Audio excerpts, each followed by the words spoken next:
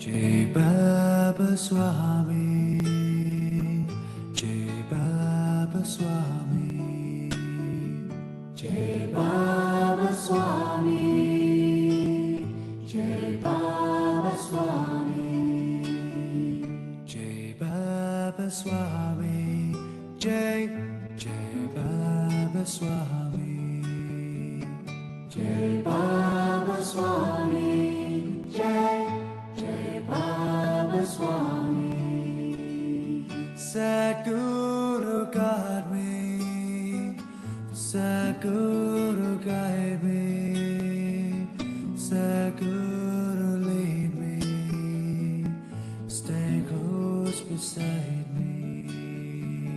Sadguru guide me, Sadguru guide me, Sadguru lead me, stay close beside me.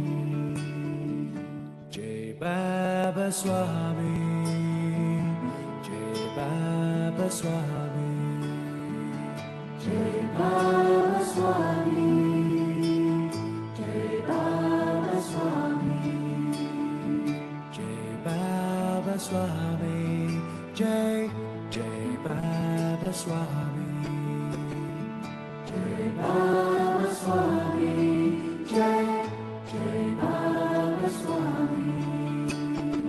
Sadguru heal me, my heart is open. Sadguru fill me with pure devotion.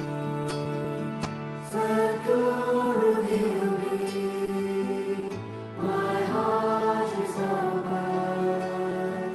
Sadguru fill me with your devotion. Jai Baba Swami, Jai Baba Swami, Jai Baba Swami, Jai Baba Swami, Jai Baba Swami, Jai Baba Swami, Jai Baba Swami, Jai Baba Swami. Sadguru wake me, may I remember. Sadguru take me as I surrender. Sadguru wake me, may I remember. Sadguru take me as I surrender. Jai Baba Swami, Jai Baba Swami, Jai Baba Swami, Jai Baba Swami, Jai Baba Swami, Jai Baba Swami, Jai Baba Swami, Jai Baba Swami. Sadguru guide me, Sadguru guide me, Sadguru lead me, stay close beside me. Sadguru guide me, Sadguru guide me, Sadguru lead me, stay close beside me. Sadguru guide me, Sadguru guide me, Sadguru lead me, stay close beside me. Sadguru guide me, Sadguru guide me,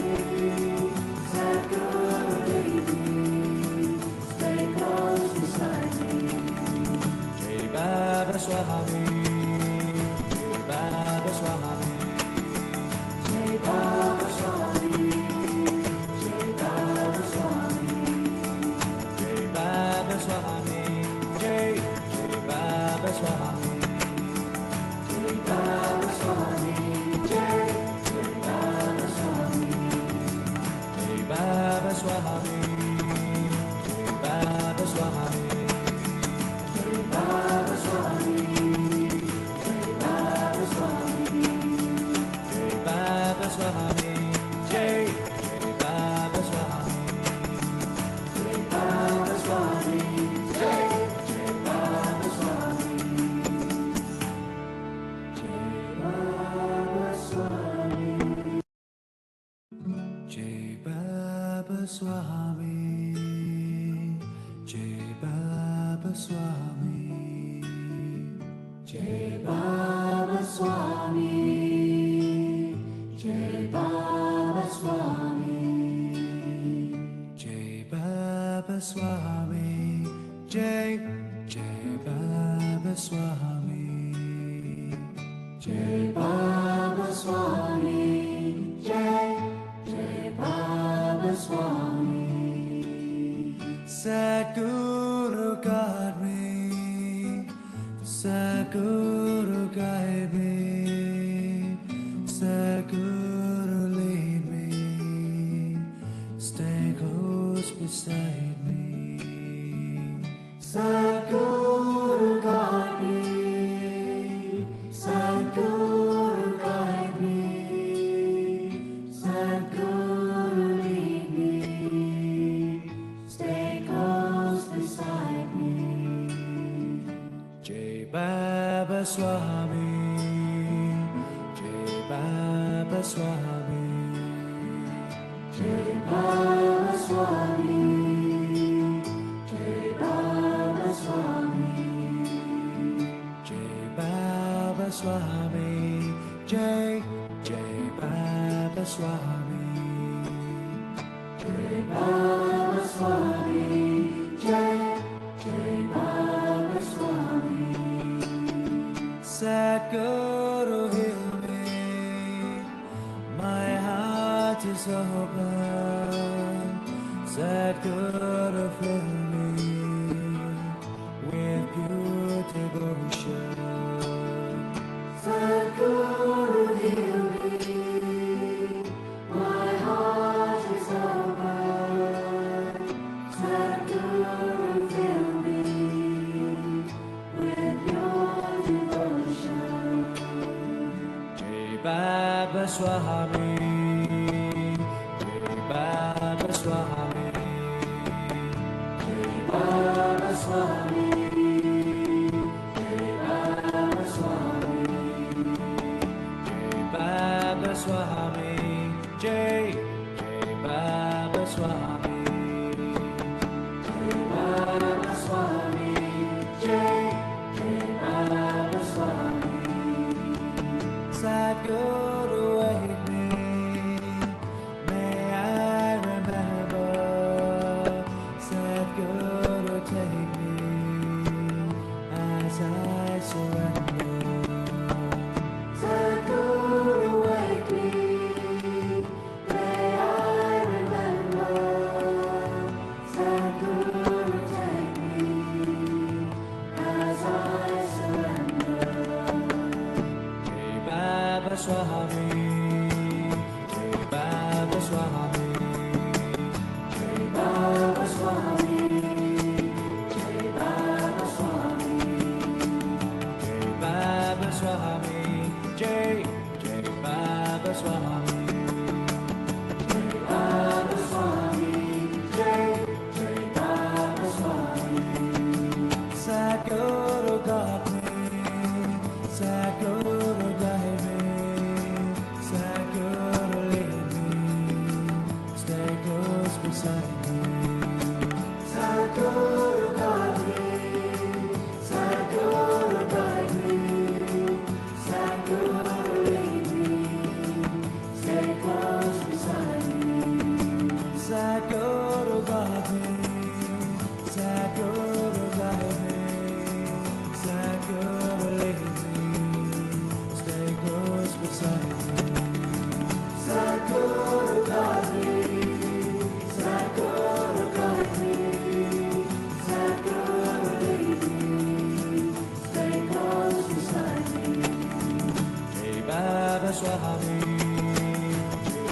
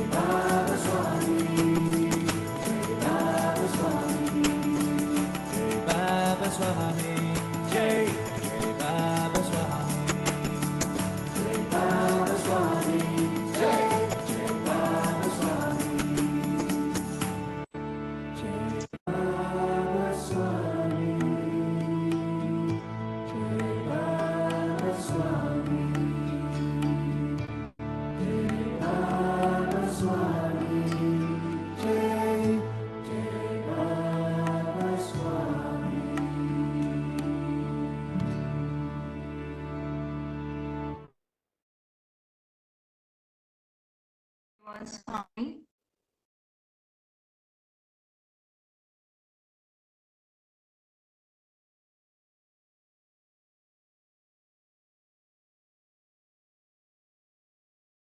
अभी हम सत्र की शुरुआत करते हैं गुरु आह्वान से। सबको आवाज आ रही है ना मेरी? हाँ आ रही है। दीदी वीडियो स्टार्ट कर सकते हो आप?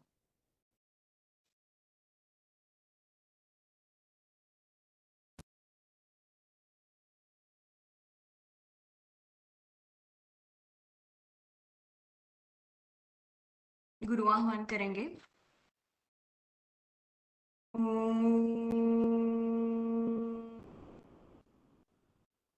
गुरुर्ब्रह्मा गुरुर्विष्णु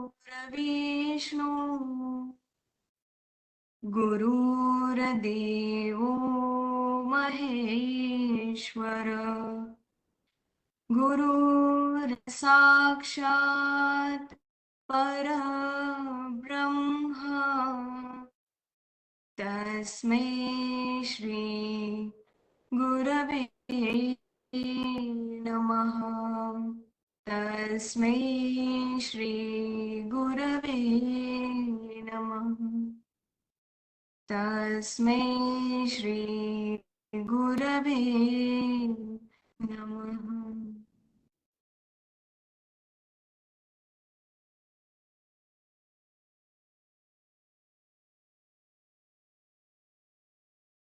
आप सभी का मैं इस पुण्यात्मा अवतरण के सत्र में हृदय से स्वागत करती हूँ। हमारा यह सत्र जो आज का है उसमें हमारे साथ डॉक्टर हेतल आचार्य जी जुड़े हुए हैं, जो कि बहुत समय से आप सभी ने शायद उनका नाम सुना ही होगा, पर आज मैं उनका इंट्रोडक्शन करके हमारे सत्र की शुरुआत करती हूँ। डॉक्टर हेतल आचार्य जी आयुर्वेदाचार्य है और उन्होंने एमडी किया है पंचकर्म में, और वो अभी गुरु कृपा आयुर्वेद पंचकर्म हॉस्पिटल गांधीनगर में कार्यरत है। और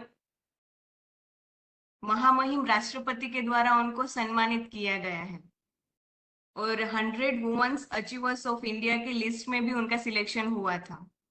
और अमेरिका में यूनाइटेड नेशंस हेडक्वार्टर न्यूयॉर्क में आयुर्वेद परिसंवाद के लिए उनको आमंत्रित किया गया था, और वो सबसे प्रथम आयुर्वेदिक डॉक्टर थे जिनको ऐसे परिसंवाद के लिए इनवाइट किया गया था। और all India conference of obstetrics and gynaecology 2017 में पुण्यात्मा अवतरण के लिए गर्भ संस्कार पे सेशन लेने के लिए उनको एज ए आयुर्वेदिक डॉक्टर बुलाया गया था, और उनको रेडियो एफएम के द्वारा एक विशेष सम्मान दिया गया है आयन लेडी का। और 2007 से वो समर्पण ध्यान के प्रचार प्रसार के लिए अपना कार्य कर रही है कंटिन्यूअसली। फिर 2008 में युवा वर्ष में परम पूज्य गुरुदेव द्वारा उनको प्रचार प्रसार के लिए अधिकृत किया गया था। फिर वैसे ही 2009 में उनको समर्पण ध्यान की महाशिविर के लिए अजमेर में प्रचार प्रसार के लिए अधिकृत किया गया, और 2009 से अभी तक कंटिन्यूअस वो आयुर्वेद, गर्भाधान संस्कार और समर्पण ध्यान के विषय में टेलीविजन में TV9, ETV, VTV, दूरदर्शन इत्यादि सारी चैनल्स में विविध कार्यक्रम उन्होंने दिए हैं। तो हम सब बड़े ही खुशनसीब है कि आज उनका कीमती समय निकाल के वो हमारे साथ उपलब्ध है। तो आज वो हमारे साथ पुण्यात्मा अवतरण में पंचकर्म से शुद्धिकरण, तो उस विषय में मार्गदर्शन करने वाले हैं। तो ज्यादा समय न लेते हुए मैं दीदी को विनती करती हूँ कि आप सत्र की शुरुआत कर सकते हैं। आपका हृदय से स्वागत है। जय वाह स्वामी।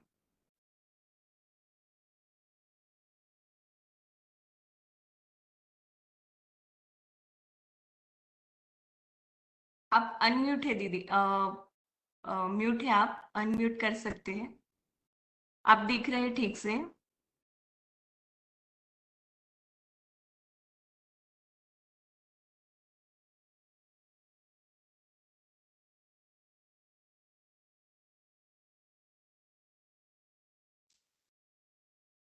हेलो, जय बाबा स्वामी। सभी को हाँ। मेरी आवाज सुनाई दे रही है? यस। आवाज आ रही है अच्छे से?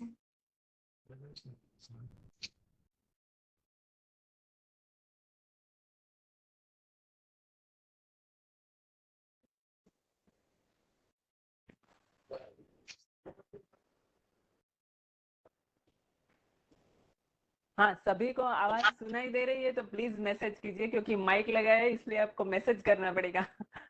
यस दीदी, यू आर ऑडिबल। ठीक आवाज है, आ रही है अच्छे से। सभी को जय बाबा स्वामी। आज का हमारा विषय है पंचकर्म का क्या महत्व है पुण्य आत्मा अवतरण के लिए। आपने बहुत सारे लेक्चर्स सुने होंगे अभी तक, कई सारे विशेषज्ञों के भी हुए, कुछ अलग अलग टिप्स के लिए भी आपको बहुत अच्छा कोऑर्डिनेशन किया जा रहा है डॉक्टर शिवांजलि और टीम के द्वारा। लेकिन आज का जो अपना विषय है वो इन सब से थोड़ा अलग है। अलग कैसे है कि आज का जो विषय है वो ऐसा विषय है कि जिस विषय में आपको भी बहुत सारे प्रश्न हैं, और ये जो हजारों साल पहले जो अच्छे अच्छे बच्चे आते थे जिनकी स्टोरीज हमने शायद सुनी है या कहीं सीरियल्स में देखी है, कि जैसे जे कोई भी क्षेत्र ले लो, जैसे राजा, तो कितने अच्छे अच्छे राजा हमारे भारत में होके गए। राजा भरत, राजा रघु, सिर्फ हम भगवानों की बात नहीं कर रहे हैं जिनको हम भगवान मानते हैं, उनके अलावा भी राजकाज के क्षेत्र में भी बहुत नामांकित लोग होके गए। जैसे विदुर जी है, तो जहाँ पे ऐसे कौरवों की सामूहिकता थी वहां पे भी उन्होंने अपना अस्तित्व अलग बना के रखा और श्री कृष्ण के साथ कनेक्ट हो सके। और कोई भी क्षेत्र ले लीजिए, उस समय के जो भी वैदिक का क्षेत्र है, ज्योतिष का क्षेत्र है, स्पेस साइंस का, तो गणित का ले लीजिए, तो शून्य की भेंट हमने दी विश्व को। तो वो कौन से लोग होंगे, मेरा कहने का मतलब ये है कि कौन से वो लोग होंगे कि जो एक मिनट, हाँ,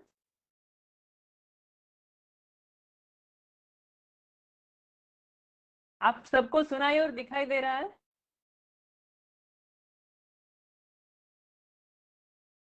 दीदी आप दीदी दिख सुनाई नहीं दे रहे रहा हैं, है। क्योंकि मुझे नहीं वीडियो दिखाई दे रहा है। बंद सुनाई दे रहे हैं। आमा केम નથી મને देखा दिख नहीं रहा है। एक मिनट है, जी, नहीं आपका मेरे को नहीं आवाज आ टच रहा है, करवाना। आप दिखाई नहीं दे रहे हो। दिख रहा है और सुनाई दे रहा है। दिख नहीं दे रहा है, सुनाई दे रहा है। એમ જ કરું તો પછી માઇક વગર જ। એક મિનિટ માઇક નિકાળી દઉં।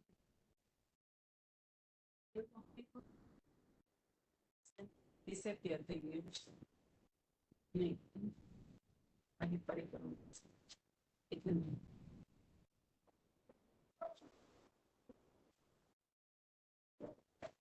अभी बराबर है? दिख रहा है, सुन रहा है? दिख रहा है, हाँ आवाज भी आ रही है। डन। माइक निकाल यस दिया है। लो वॉइस हो तो आप बताना मुझे, क्योंकि फिर वो सिंक्रोनाइज नहीं हो रहा था। तो मेरा कहने का मतलब ये है कि सालों की, हजारों सालों की जो हमारी परंपरा है, बचपन से जो स्टोरीज हम सुनते आ रहे हैं कि हमारे यहाँ ये बहुत अच्छी परंपरा, ऐसे भृगु संहिता लिखने वाले महर्षि भृगु होके गए, कणाद मुनि होके गए, से बहुत सारे लोगों का हर एक क्षेत्र में हमारे यहाँ कोई विशेष योगदान रहा है। और उन्हीं योगदानों के कारण आज दुनिया के सभी टेक्नोलॉजीज, चाहे स्पेस साइंस ले लीजिए, चाहे मेडिकल साइंस ले लीजिए, सुश्रुत जी का उदाहरण है, चरक संहिता का है, कोई भी साइंस के रूट्स भारत से सब जगह गए हैं। तो उस समय ऐसा क्या था कि जिसके कारण इतने अच्छे अच्छे लोग हर एक क्षेत्र में अपना प्रदान करते थे और मनुष्य जीवन को उन्नत बनाने का प्रयास करते थे। तो उस समय जो था वो अपना एक गर्भ संस्कार था। वो बच्चों को सबसे अच्छी प्रजाति के बच्चे कैसे लाया जाए, वो ये गर्भ संस्कार था। और ये नहीं था कि बच्चे सिर्फ अच्छे राजा ही बने या बच्चे सिर्फ अच्छे मंत्री ही बने।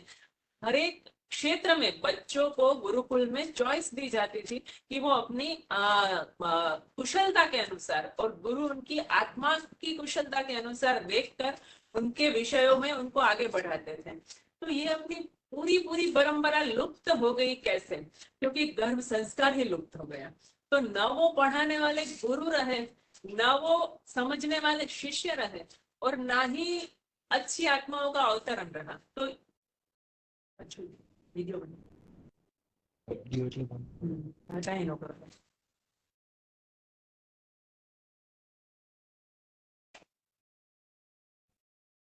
तो आज फिर से जो भी हमारी प्राचीन विधाएं हैं, जो भी प्राचीन साइंस है, उन सबको आज फिर से प्रयोग में लाया जा रहा है। जैसे हम देखते हैं कि एक बहुत पुराना कोई भी अवशेष हमें मिलता है, जैसे धोलावीरा ले लो या हड़प्पा मोहनजोदड़ो का सभ्यता का ले लो, तो हम न्यूज में देखते हैं कि हाँ ऐसे ऐसे मिला। कई लोगों ने ये भी देखा होगा कि द्वारिका नगरी पूरी समुद्र के अंदर संशोधन करने पर मिली।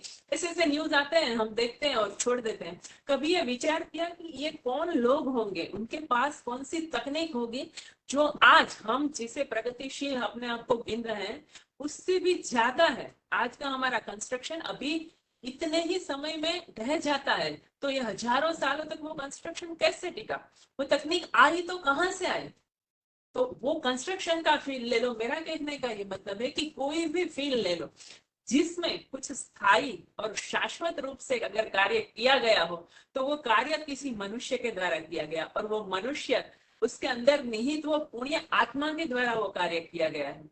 तो जो प्राचीन गर्भ संस्कार की विधि है उसमें हम अगर देखें तो आज का एक सिंपल एग्जांपल लेते हैं।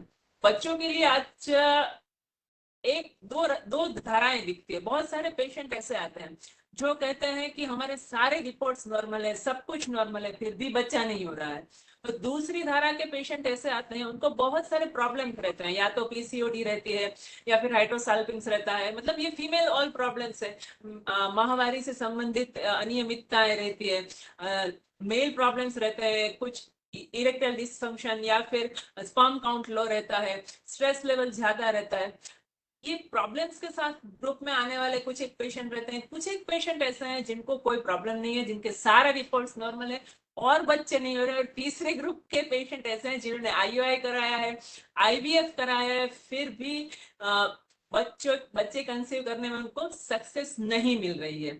ये इतने सालों के, मैं लगभग इस विषय में 15-16 सालों से कार्यरत हूँ, तो ये तीनों ग्रुप के लोग अक्सर हमारे पास आते हैं। और एक कपल का ही किस्सा आपको बताती हूँ। वो लोग 4 साल से पुण्यात्मा अवतरण के लिए कोशिश कर रहे थे और बराबर सब चल रहा था, उनका रिपोर्ट सब नॉर्मल था, ध्यान बराबर था, सब कुछ था। फिर हमने आयुर्वेद के हिसाब से उनके उसमें पंचकर्मों को जोड़ा, पति पत्नी दोनों का शुद्धिकरण किया। और देखिए जैसे गुरुदेव बताते थे वैसे 1% ईश्वर के हाथ में रहता है। तो जो वैद्य करता है उनकी श्रेष्ठ कोशिश करने की कोशिश करता है, तो विद गॉड्स ब्लेसिंग उनको गुड न्यूज आए। तो ऐसे ग्रुप के जो लोग रहते हैं, आज हम तीनों ग्रुप में डिस्कस करेंगे। आप अपना देखिए, जो भी जिन्होंने भी मुझे ऐसा बताया कि कुछ एक लोग ऐसे हैं जिन्होंने कंसीव कर लिया है, तो उनको मैं एडवांस में बोल देती हूँ कि ये सब आपके लिए नहीं है। पर जो भी अभी ट्राई कर रहे हैं, जिनको भी कुछ तकलीफें आ रही है, उनको हो सकता है कि मेरे अनुभवों से कुछ गाइडलाइन मिले। तो ये एक जो ग्रुप है, ये ग्रुप में सबसे बड़ी समस्या है स्ट्रेस की, विचारों की। और विचारों तक आज कोई मेडिकल साइंस नहीं जा पाया है। मैं बहुत सम्मान करती हूँ हर एक चिकित्सा पद्धति का, चाहे मेडिकल हो, होम्योपैथी हो, कोई भी हो, लेकिन विचारों तक पहुंचा है तो सिर्फ और सिर्फ आयुर्वेद ही पहुंचा है। क्योंकि आयुर्वेद के जो बनाने वाले तो नहीं बोल सकते, क्योंकि ये वेद है, वो अपौरुषेय था। उनको ध्यान की अवस्था में इसका ज्ञान हुआ था कि मनुष्य जाति में अच्छी प्रजाति कैसे लाया जाए, मनुष्य का स्वास्थ्य कैसे अच्छा रखा जाए। तो उन जो ऋषियों ने जो बनाया है, वो आयुर्वेद सूक्ष्म से सूक्ष्म तरंगों के स्तर पर कार्य करता है। और अगर उसकी सूक्ष्मता वाला वैद्य आपको मिल जाए तो वो आपके लिए श्रेष्ठ कार्य कर सकता है, वो आपका प्रॉब्लम समझ के बराबर सॉल्व कर सकता है। तो जैसे पंचकर्म से आज का हमारा विषय है, तो पंचकर्म से जो शुद्धिकरण होता है, हम क्या मानते हैं, हम इसको बहुत लाइटली ले लेते हैं। जैसे एक बर्तन है, स्पेशली मैं ये उदाहरण इसलिए दे रही हूँ कि वुड बी मदर्स मुझे लगता है सुन रही होंगी। तो कोई भी बर्तन है, if you take a vessel, तो बर्तन को आप बराबर अच्छे से धोते हैं और फिर उसमें आप दूध उबालने के लिए रखते हैं, तो बराबर उबल जाता है। अगर आपने बराबर नहीं धोया है तो अगर उसमें दूध डालते हैं तो वो शायद फट जाता है या बिगड़ जाता है। और अगर बिना धोए ही डाला तो वैसा ही तो हमारे साथ होता है। हम बहुत अच्छे बच्चे चाहते हैं, पर हम अपने आप को धोते नहीं है, साफ नहीं करते हैं, हमारा शुद्धिकरण के प्रति हमारा कोई रुझान नहीं होता है। अगर करते भी हैं तो पूर्ण रूप से नहीं होता है। देखिए, ये समझना बहुत आवश्यक है। पंचकर्म कोई इन्वेसिव प्रोसीजर नहीं है, सर्जिकल नहीं है कि आपके शरीर को काटा जाए या उसमें आपको कुछ छेद करके किया जाए। लेकिन ये ऋषि मुनियों ने खोजी हुई एक ऐसी प्रक्रिया है जिससे आपके चक्रों तक की एनर्जी का शुद्धिकरण हो सकता है। हो सकता है, बहुत इसलिए प्रयोग कर रही हूँ कि वो वैद्य का भाव, वैद्य की समझने की सूक्ष्मता और जो करा रहा है उसका भाव और उसकी रिसीविंग, दोनों का अगर कॉम्बिनेशन होता है तो डेफिनेटली चिकित्सा नास्ति निष्फला, वो चिकित्सा निष्फल नहीं होती है। तो पहले तो आप ये समझ लीजिए कि पंचकर्म कोई ट्रीटमेंट नहीं है जो आपने किया और छोड़ दिया। ये एक भाव से अपने आप को शुद्ध करने की पद्धति है। चाहे पद्धति हर जगह समान ही रहती है, हर एक जगह अलग अलग अलग वेद अपने अनुभवों के आधार पर उसकी सूक्ष्मताओं के हिसाब से वो प्रयोग करता है। और आजकल हम इतने मैकेनिकल बन गए हैं, खाने का समय हो गया, खाना खा लिया, सोने का समय हो गया, नींद नहीं आई सो गए, चलो फटाफट उठे। हर एक चीज में हमारा ठहराव नहीं है, हम कहीं भी नहीं ठहरते हैं। तो वैसे ट्रीटमेंट में भी हमारा यही होता है, हम ट्रीटमेंट किया, करा लिया, ऐसे नहीं होता है। सब चीज में भाव का बहुत महत्व है। चाहे आप पंचकर्मा कराइए, चाहे आप पुण्यात्मा अवतरण कीजिए, चाहे आप कुछ भी अपने जीवन में बच्चे के लिए प्लान करते समय सोच रहे हैं, भाव बहुत इंपॉर्टेंट है। और भाव कहाँ से आता है उस विषय में तो पूज्य गुरुदेव और गुरु माँ ने बहुत हमें बताया है कि भाव आत्मा का शुद्धतम गुण है। तो सबसे पहली बात है कि आप क्या करने जा रहे हैं, क्यों करने जा रहे हैं, वो आपको पता होना चाहिए। मान लीजिए हमें कहीं पे भी घूमने जाना है, तो जितना हो सके हम क्या फाइंड आउट करेंगे। अगर मान लीजिए मुझे जाना है और किसी अच्छे से अच्छे ट्रैवल पैकेज के साथ जाना है मुझे, ताकि मुझे कोई तकलीफ ना हो, मैं शांति से अपना लगेज पैक करके जाऊं और अच्छे से घूम के वापिस आऊं, तो बहुत अच्छी अच्छी एजेंसियां ढूंढते हैं। जैसे कोई मतलब इंडिया की लीडिंग जो ट्रैवल एजेंसीज है उनको हम कांटेक्ट करते हैं, वो हमारे लिए अच्छा सा ट्रिप ऑर्गेनाइज करके देती है। ग्रुप में जाना है तो वो अच्छा सा ग्रुप भी हमारे चॉइस कर देते हैं। हम अच्छे से मान लो साउथ अफ्रीका गए, घूम के आए, हमारे लिए बहुत अच्छी मेमोरीज क्रिएट होती है और हम वापिस आ जाते हैं। ये एक अनुभव से हम क्या सीखते हैं कि अगर ट्रिप का मजा लेना है तो हमें एक अच्छा ऑर्गेनाइजर चाहिए, हमारे पास अच्छा धन चाहिए कि हम उस ऑर्गेनाइजर तक पहुंच सके। और सबसे बड़ी बात है कि वो ऑर्गेनाइजर हमारी आवश्यकताओं को समझे और उस हिसाब से हमें ट्रिप को ऑर्गेनाइज कर सके। लेकिन ट्रिप में जाना तो हमें ही पड़ता है। मेरा कहने का मतलब ये है कि ये जो पुण्यात्मा अवतरण की प्रोसेस है, इतनी चर्चाओं के बाद भी क्यों नहीं हो रहा है, रिजल्ट क्यों नहीं आ रहा है, क्योंकि सबसे पहला इसमें हमें एक प्रॉपर ऑर्गेनाइजर तो मिल गया है, लेकिन हम निश्चित नहीं है कि हमें ट्रिप पर जाना है या नहीं जाना है। जाते हैं तो शरीर से जाते हैं हम, चाहे कितने भी विक्टोरिया फॉल तक जाके आए, वहां जाके भी झगड़ा करके आएंगे तो मजा किरकिरा ही हो जाएगा। तो वैसे ही ये एक पुण्यात्मा अवतरण है, एक आध्यात्मिक ट्रिप है। आप उसको ऐसे लीजिए कि इस ट्रिप में हमें एक अच्छा ऑर्गेनाइजर चाहिए, तो वो तो हमारी आत्मा ने ढूंढ लिया है। हमें अच्छा से होटल बुकिंग करा सके, हमें कार अच्छे से वहां बराबर कन्वेंस की व्यवस्था कर सके और हमें अच्छी जगह पे रख सके। अब मान लो आपको कोई भी गंदी जगह पे रखा तो आपको क्या अच्छा लगेगा। तो वो करने वाला ऑर्गेनाइजर तो हमें मिल गया है, लेकिन इसमें जाने के लिए हमें जो शुद्धता चाहिए, हमें जो भाव चाहिए, वो हमारे पास जब तक नहीं है तब तक हम उसमें जाएंगे आएंगे आधे छोड़ के आएंगे, वहां पे जाके भी एंजॉय नहीं कर पाएंगे।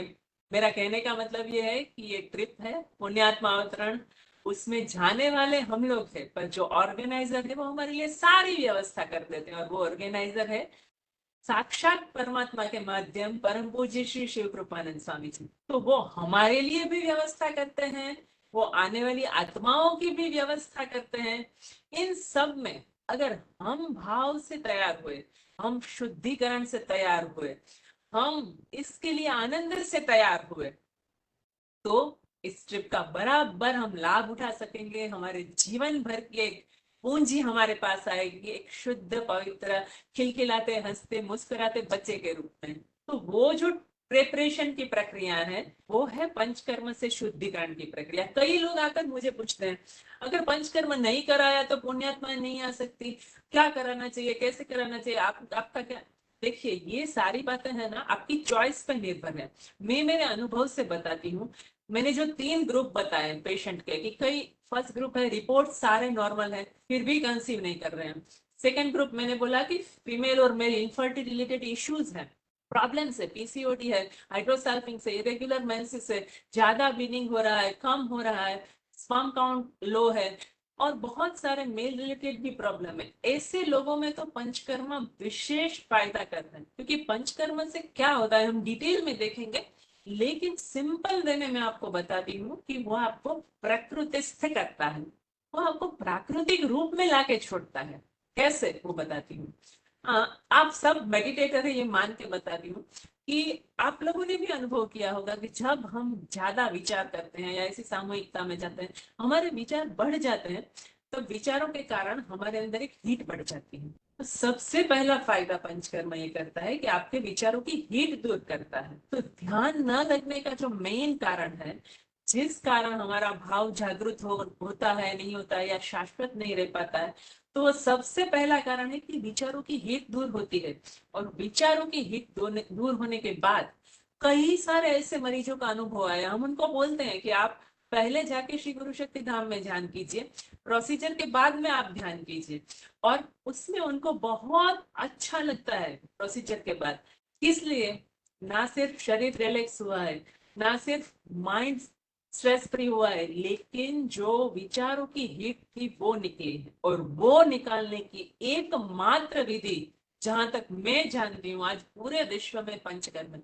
हाँ, लेकिन ये मैंडेटरी नहीं है, ये सहायक, ये सहायक है। ऐसा मैं इसलिए बोलती हूँ कि ये जो चीजें हैं सहायक चीजें हैं। अगर आप ऐसे ही स्थिति तक पहुंच रहे हैं that's well and good fine.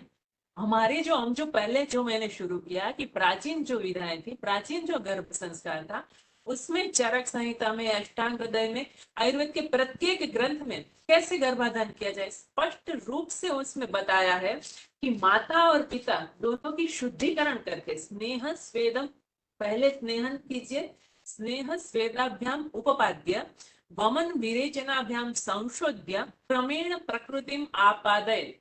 इस संस्कृत का अर्थ होता है कि पहले स्नेहन स्वेदन से उनको बराबर स्नेहित कीजिए, स्वेदित कीजिए, फिर वमन विरेचन से शुद्ध कीजिए और प्रकृतिम आपादय। ये बहुत कुछ एक कीवर्ड्स है ना जो आयुर्वेद में बहुत सूक्ष्मता दर्शाते हैं। प्रकृतिम आपादय यानी आप और प्रकृति, आप प्रकृतिस्थ हो जाइए। गर्भ संस्कार का फर्स्ट स्टेप है। क्या आज ऐसे गर्भ संस्कार हो रहा है?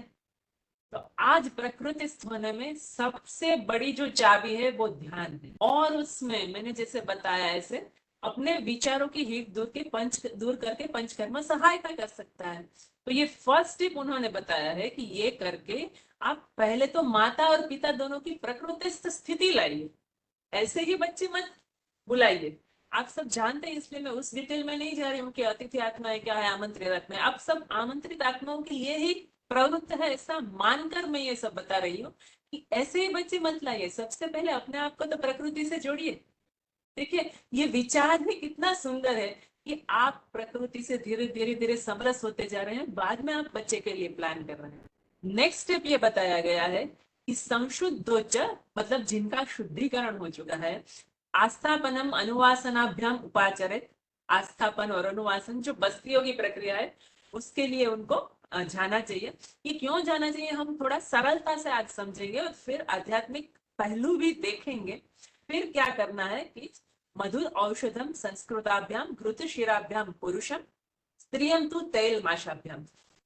हम आज शरीर के स्तर पे हैं, इसलिए जो भी चीजें जिस भी शास्त्र की है हम उसे शरीर के स्तर से ले लेते हैं, चाहे वो आयुर्वेद हो, चाहे वो ज्योतिष हो, चाहे कोई भी शास्त्र हो, हम उसे ध्यान हो, योग हो, जैसे गुरुदेव भी बता रहे हैं हमने योगासन योग के तौर पे ले लिया। वैसे ही ये जो आयुर्वेद है ना इसमें भी हमने पकड़ लिया कि भाई पुरुष को मधुर औषध खिलाओ, घी खिलाओ, ऐसा संस्कृत दूध खिलाओ, तेल खिलाओ, मांस अड़द खाने को बोला है। आपको भी बहुत सारे लोगों ने बताया। मैंने भी जब से पढ़ाई करती थी तब देखा था कि ये सारी सूचनाएं देते हैं। ठीक है, अच्छी बात है, लेकिन उनकी सूक्ष्मताओं का क्या? इन सब की असर जिस लेवल पर चाहिए, हाँ, दृश्य असर अगर चाहिए तो उससे पहले, जैसे मैंने बताया, वैसे बर्तन तो शुद्ध चाहिए ना। मधुर औषध इसलिए दे रहे हैं कि शुक्र धातु मधुर है। शुक्र धातु मधुर है और वो बराबर अच्छी बने, इसलिए जो दे रहे हैं। दो चीजों का लेकिन मुझे आयुर्वेद में बहुत महसूस हो रहा है। पहली बात तो पेशेंट की गुणग्राहकता यानी रिसीविंग बहुत कम हो रही है। उनको शरीर के स्तर का ही सब चाहिए। हाँ, ये खाने को बोल दिया, लाइफस्टाइल भी दिया और कुछ कुछ टिप्स दे दी। हाँ, हम तो गर्भ संस्कार कर रहे हैं, अच्छी बात है। कुछ भी ना करे उससे बहुत अच्छी बात है, लेकिन सूक्ष्मताओं का क्या? सूक्ष्मता ये है कि अगर आप शुद्ध हैं, आपने अपनी देह और मन शुद्धि कराई है, बाद में जो ये पूरा विधान है ना, ये करने में थोड़ा समय लगता है। बाद में अनुवासन आस्थापन क्यों कराते हैं? क्योंकि वायु जो सबसे बड़ा कारक है अपने शरीर को नियंत्रण करने के लिए, सारी प्रणालियों को, उसका बैलेंस हो, स्थानिक बैलेंस हो और गर्भाशय और शुक्र धातु का प्रॉपर प्रोटेक्शन हो, इसलिए ये सब इंडिकेट किया गया है। लेकिन इन सब को कराए बिना अगर आप ये सब खाएंगे, जैसे कई सारे पेशेंट आते हैं, हाँ उन्होंने भी हमें फल फ्रूट खाने को बोला था, हमने तो खाया, फिर वेट बढ़ गया। अरे वेट बढ़ेगा ही ना, उससे पहले आपका संशोधन नहीं हुआ है, आपका पंचकर्म नहीं हुआ है, आपके अग्नि की स्थिति भी देखी नहीं गई है। देखिए, कुछ आपके अग्नि की स्थिति क्या है, वायु पित्त कफ की स्थिति क्या है, आपकी प्रकृति क्या है, आपकी मनस्थिति क्या है, वो सब बहुत कुछ देखना पड़ता है। तो अगर अग्नि की स्थिति ठीक नहीं, गर्भ संस्कार कर रहे हैं, फल फ्रूट खा रहे हैं, फिर भी कंसीव नहीं कर रहे हैं, आपका वेट बढ़ेगा, मंद अग्नि होगा। तो इसीलिए शुद्धिकरण आवश्यक है, क्योंकि जो आपको औषध दिया जाता है उसको डाइजेस्ट करने लायक आपकी कैपेसिटी तो चाहिए। तो सबसे पहली बात है कि पंचकर्म का शुद्धिकरण इसीलिए आवश्यक है कि आपकी अंदर की सारी प्रणालियों की क्षमताएं बहुत अच्छी बनी रहे, उसमें प्रजनन तंत्र भी आ जाता है। बाद में अनिल शुद्धि यानी वायु की शुद्धि के लिए भी आवश्यकता है। जो प्राकृतिक अवस्था गर्भाधान के लिए चाहिए, इतना कॉम्प्लिकेटेड इसको बना दिया है कि ना पूछो बात। चाहे आयुर्वेदिक गर्भ संस्कार हो या पुण्यात्मा अवतरण हो, ये बहुत सरल है। हम अगर सरल है, हम अगर निर्विचार है, हम अगर शुद्ध है, हमारा आभा मंडल अच्छा है, अच्छी ध्यान की अवस्था है हमारी, हम पूरे दिन खुश रहते हैं, हमारा भाव एक उच्चतम भाव है हमारा, कि हम इसके लिए माध्यम मात्र हैं, तो ये प्रक्रिया इतनी कठिन नहीं है, क्योंकि इसमें हम केवल माध्यम मात्र हैं। आध्यात्मिक ये पहलू हम बाद में देखेंगे, पर ये प्रकृतिम आपादय मुझे ये बहुत अच्छा लगता है। पंचकर्मा का जो ये ऋषि मुनियों का जो प्रदान है, कि उनकी कितनी अच्छी संकल्पना है कि अगर समाज में बच्चे लाने हैं तो पहले माता पिता को प्राकृतिक अवस्था में लाओ, फिर उनको गर्भाधान कराओ, तो कितने अच्छे बच्चे आएंगे। और उस समय आए भी थे ना, हमारा इतिहास गवाह है। तो आज ये क्यों नहीं हो सकता? सिर्फ आवश्यकता है उस सूक्ष्मता से, उस उच्च भाव से करने की। जैसे मैं किसी भी पेशेंट को, एक केस मेरे सामने ऐसा आया था कि उनको आईवीएफ और आईयूआई भी करा के आए थे। तो ऐसे केसेस में हम देखते हैं विचारों की स्थिति क्या है, देखिए उस हिसाब से पंचकर्म का चयन किया जाता है। और सबसे इम्पोर्टेंट, योजक यानी जो वैद्य है, उसका आपके प्रति भाव क्या है और आपका उसके प्रति भाव क्या है। मैंने बोला ना, ये सिर्फ प्रोसीजर नहीं है। आपको एक चीज देने के पीछे आपके वो प्रिस्क्राइब करते, मतलब वो प्रिस्क्रिप्शन और वो थॉट स्टार्ट करने से लेकर पूरी प्रोसीजर एंड करने तक आपके लिए कितनी प्रेयर्स होती है। आपके लिए कुछ भी औषध देते समय उसको कैसे वाइब्रेशन से दी जाती है। आयुर्वेद पूरा उसी पर आधारित। वैद्य को इसीलिए द्विज कहा गया है कि जो आत्मा साक्षात्कारी है वही वैद्य बन सकता है। तो वो वैद्य, बाकी सारे वैद्य समाज में अभी जो है वो नहीं है ऐसा नहीं, पर उस समय का आदर्श ये था। तो मान लीजिए ऐसे जो वैद्य हैं, उनमें क्या उस समय ज्यादा होता होगा, वो कॉस्मिक एनर्जी से कनेक्ट होके, वो प्रकृति से समृद्ध होके, निस्वार्थ भाव से आपके लिए वो प्रार्थना करते होंगे। और आज भी मुझे बहुत अच्छे परिणाम मिले हैं प्रार्थना से। और वो एनर्जी तो गुरुदेव की, देखिए वो एनर्जी विश्व जितना ही कार्य करती है। लेकिन ये जो है ना, वो सूक्ष्मताएं हैं। ये शुद्धिकरण की पंचकर्म की सूक्ष्मताएं हैं। कई लोग मुझे सीधे पूछते हैं वमन कराए, विरेचन कराए, बस्ती कराए, क्या कराए आप बता दीजिए ना। ऐसे कैसे बता सकते हैं? आपका पूरा एनालिसिस करना पड़ता है। आपको कौन से चक्र आपके विचारों से ज्यादा प्रभावित है, उस हिसाब से उस पंचकर्म का चयन करते हैं। तो उस तक अगर आपका भी वो भाव रहा कि इस ट्रीटमेंट से जो भी मेरे अंदर जो भी दोष है वो निकल गए, तो वो पूरे निकलते हैं और परिणाम भी मिलते हैं। जैसे एक मेरे पंचकर्म के पेशेंट थे, बहुत अच्छा किस्सा है, और हमें हमें भी कई शास्त्र कितना सच्चा है वो पता चलता है। तो पंचकर्म कराया, उसके बाद वो फॉलोअप में आए मेरे पास, और फिर उन्होंने बताया कि मेरी मुझे बहुत अच्छा दिखने लगा। तो मैंने बोला हाँ ठीक है, पंचकर्मा के अच्छे लाभ है, सब अच्छा होता है। तो कि नहीं नहीं ऐसा नहीं, पहले मैं आपके चैम्बर में आता था तो बाहर ये जो लगाया गया है वो सब मैं ऐसे ही देख के चला आता था। ठीक है, हाँ देखा, लेकिन अभी जब आया तब मेरी दृष्टि उस पर पड़ी और मैंने पढ़ा भी, शांति से मेरी दृष्टि से मैंने ग्रहण किया, और मैं मतलब मेरा विजन क्लियर हुआ है। ये मैं स्पेक्ट्स के रेफरेंस में बात नहीं कर रही हूँ, पर पावर ऑफ सेंसेस, इसे आयुर्वेद में इंद्रिय प्रसन्नता बताया गया है। इतना सूक्ष्म ज्ञान कहाँ पर है?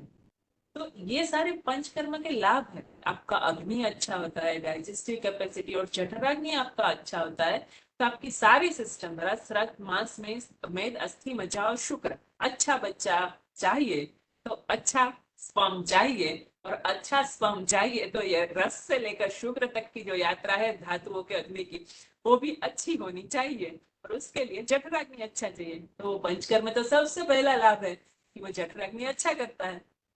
यानी कि अगर आपको पेट से संबंधित कोई समस्याएं हैं, आपका मन विचलित होता है, देखिए इसका सीधा समान वायु से संबंध है।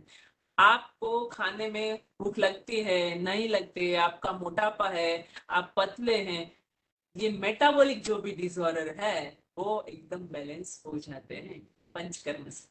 तो इस एस्पेक्ट से अगर आप पंचकर्म को देखेंगे तो आपको पता चलेगा कि कितनी सूक्ष्मता से ये मनुष्य को, यानी वुड बी माता पिता जो है, उनको बैलेंस करता है। दूसरा है आजकल जैसे मान लीजिए कि गर्भाधान के पूर्व ब्रह्मचारी रहने का बहुत बहुत लोगों के ये प्रश्न आते हैं, मैं उसके बेसिस पर ही बता रही हूँ। वो आयुर्वेद में भी ये शब्द है कि ब्रह्मचारी रहना है, लेकिन अभी तो हमें पता चल गया है कि ब्रह्मचारी रहना यानी ब्रह्म के संपर्क में जो भी वाइब्रेशन है, आपका हर दिन उस विश्व चेतना से संपर्क बना रहना चाहिए। मैं तो कहती हूँ पूरे दिन बना रहना चाहिए, लेकिन उसके हिसाब से आपका आचरण भी तो होना चाहिए। एक एक सिंपल बात है कि मान लीजिए आपके यहाँ पे कोई संत, कोई साधु, कोई महात्मा या पूज्य गुरुदेव भी भोजन के लिए अगर आ रहे हैं, तो आप कितने खुश हो जाएंगे। सबसे पहले तो आपके मन अंतर आत्मा सब में खुशियों की लहर दौड़ जाएगी। और फिर आप क्या तैयारी करेंगे, क्या व्यंजन बनाएंगे, अपने घर को कैसे सजाएंगे, आप कैसे फूल रखेंगे, क्या करेंगे, आप एक कल्पना कीजिए, कल्पना में एक क्षण तो कीजिए, तो आप एकदम खुश फील करेंगे। और वो आएंगे आपके घर, खाना खाएंगे, और वो क्षण आप जीवन भर संजो के रखेंगे कि हाँ वो हमारे यहाँ आए थे। और वो मतलब वो आत्मा को पुलकित कर देने वाले क्षण होते हैं ना। तो आप सोचिए, ऐसी उच्च आध्यात्मिक कक्षा की आत्मा आपके वहां खाना खाने के लिए नहीं आ रही है, रहने के लिए आ रही है, तो आप कितनी सफाई करेंगे अपने घर की, मन की, तन की? नहीं करनी पड़ेगी? आप सोचिए आप क्या क्या तैयारी करेंगे। और अभी के हिसाब से मैं हर बार प्रैक्टिकल सबको बताती हूँ कि 15-16 ईयर्स तो वो आपके साथ रहेंगे, आपको क्या तैयारी करनी पड़ेगी, और कितना अच्छा होगा आपके लिए ये जो साथ होगा उनका। ये आपके अंदर जो सूक्ष्म परिवर्तन लाएगा वो आपको तुरंत नहीं पता चलेंगे, लेकिन जब आप बच्चे थोड़े बड़े होने के बाद देखेंगे कि हाँ पहले तो मैं घंटों बैठकर ऐसे सोचती थी, या पहले मेरे भाव ऐसे थे, तो बाद में पता चलेगा कि आप में बहुत सूक्ष्म और स्थूल और कार्य पद्धति में भी परिवर्तन आया है। क्योंकि ऐसी आत्माओं को आना ये एक बहुत बड़ी घटना है, बहुत ही बड़ी घटना है। और मुझे सबसे बड़ा आनंद ये हो रहा है कि इस बड़ी घटना में कंट्रीब्यूशन करता है पंचकर्म। तो आयुर्वेद का कितना बड़ा कंट्रीब्यूशन है। दूसरा आयुर्वेदिक गर्भ संस्कार में भी ये मतलब ये अपत्य कर कुछ, अपत्य यानी संतान के लिए कुछ चीजें बताई है। जैसे हम आजकल बहुत सुनते हैं वाजीकरण औषध या फर्टिलिटी बढ़ाने वाले औषध हैं, कई लोग बाहर से ले भी लेते हैं, किसी को रिजल्ट मिलता है नहीं भी मिलता है, लेकिन उसका भी बेस क्या है? पंचकर्म किस लिए बनाया गया था? ताकि रसायन और वाजीकरण दोनों के पूर्व कर्म के रूप में बनाया गया था। यानी कि अगर आप अच्छे बच्चे चाहते हैं, अच्छी फर्टिलिटी चाहते हैं, तो उसके लिए प्री, जैसे प्री ऑपरेटिव प्रोसीजर होता है, ऐसे बनाया गया था कि ऐसे उसके साथ जोड़ा गया था। क्योंकि अभी ये रिसर्च हो रहा है, लेकिन प्रैक्टिकली अनुभव में आया है कि अगर ऐसे सोनोग्राफी के स्टडी कुछ कुछ हुए, उसमें पता चला कि पहले ओव्यूलेशन स्टडी तो आजकल हर जगह होता है, तो ओव्यूलेशन स्टडी पंचकर्म से पहले कराया गया, पंचकर्म के बाद किया गया, तो उसमें ओवम का साइज, ओवम की क्वालिटी, सब कुछ आजकल देखा जा सकता है, वो बहुत ही अच्छी पाई गई। तो आज हम स्थूल साधनों से अपने शाश्वत विज्ञान को जब प्रूव पाते हैं, तो बहुत हर्ष होता है कि ये जो मनीषियों ने जो बताया, ये अपत्य कर जो भी बताया, जैसे पंचकर्म के लाभ है, जैसे कुछ कुछ मैंने आपको बताया, डिजीज वाइज और स्वस्थ रहने के लिए, दोनों के लिए पंचकर्म जरूरी है।